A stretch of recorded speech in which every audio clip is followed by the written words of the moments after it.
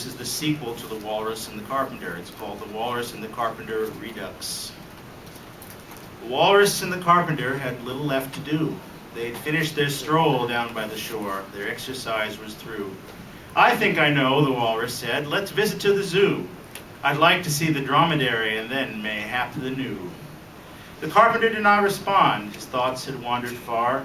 He planned to bathe in desert plums and fly in Phaeton's car, to drink the juice of candied yams and wish upon a star, and learn the names of neonates and go where wild things are.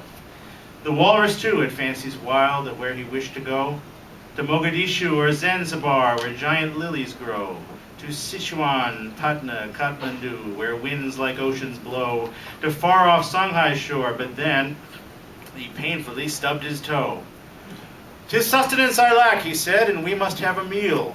'Tis food that keeps the blubber on this giant tusked seal, and in the zoo we'll find a thing to eat with proper zeal, some victuals, board, some proper feed with which we both can deal." And then, as they were setting out, they strolled on through the park, and pigeons few they chanced to meet, for it was not yet dark. "Oh, pigeons!" cried the Carpenter, "oh, sweeter than the lark is your fair song, so join me now, and with me now embark."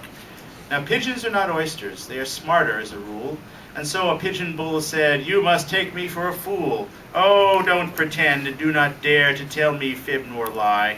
I know that I see greediness and gluttony in your eye." And so the pigeons flew the coop, and each one got away. The Walrus said, "We'll have to eat those fowl another day. How hunger eats away at me, till I know nothing to say. How I shall starve." But then he heard a lonesome donkey's bray.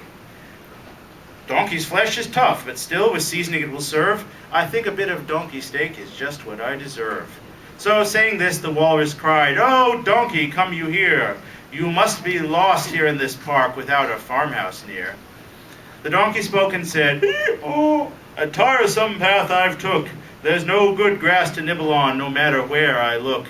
And yet, you Arctic jelly guts, I read you like a book. If I come close, you'll bear me off and have this donkey cook." He fled. An organ grinder then came near, commenced to croon. He sang of love and self-esteem, of stars and breeze and moon. His monkey danced with gaiety to hear the gentle tune, till the Carpenter, snatching quickly, caught and ate it with a spoon. "I'm sated," said the Carpenter, "at least for a little while. When zoo we've reached, why then we'll eat some food of a better style. A lion, a zebra, or some such we'll lure with kindly smile, and then, my friend, you'll try your tusks with creme de la crocodile." They sauntered up the narrow path and came unto the gate. They paid admission and entered, though the day was growing late. The fee was 15 pounds. It was too much to pay per plate, but overcharged at mealtime was the Walrus and Carpenter's fate. And once they were inside, the sounds and sights were not ignored. The Walrus was amazed at how so many feasts were stored. Big cats, green snakes, and antelope, the Carpenter was floored. He thought he'd never seen such delectable smorgasbord. And when they found an animal alone in peace and quiet, they fell upon it greedily and added it to their diet. They munched the isolated one so not to cause a riot. If keepers asked, "Did you see that beast?" the Carpenter would deny it.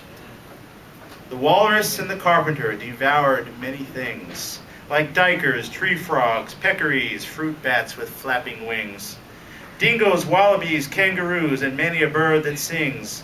And then they knew the bellyache that satiation brings. The Walrus said, "Variety like this is such a thrill." The Carpenter said, "It's such a change to finally eat my fill. I much enjoyed the jackal, but the baboon made me ill. And how I wish that elephant was seasoned with some dill." The Walrus felt the slightest twinge.